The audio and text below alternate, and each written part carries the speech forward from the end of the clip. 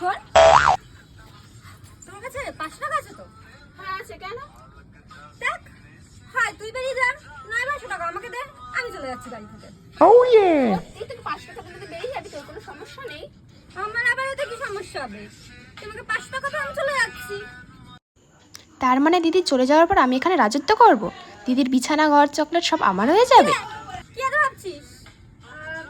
এই নে তোর 500 টাকা, আর তুই বেরিয়ে যা। বরং তোর খেয়াল রাখিস, ঠিক আছে? তুই আমাকে এত ভালো না মোটেও না, তুই একা যা, আমি তোকে অনেক মিস করবো। এখানে আবার মিস করার কি হলো? আমি তো যাবো আর চলে আসবো। মানে কি, বাজারে যেতে কতক্ষণ সময় লাগে? বাজারে? হ্যাঁ বাজারেই তো, আর কোথায় যাব? ও তোকে বাবা 500 টাকা দিয়েছিল না জামা কেনার? হ্যাঁ, মাই তো বললো 500 টাকাটা দিয়ে যেন দুজনের জন্য জামা কিনে আনি। আমি আমার জামা নিজেই কিনতে পারবো, তোর পছন্দের জামা আমি পরবো না। হুম।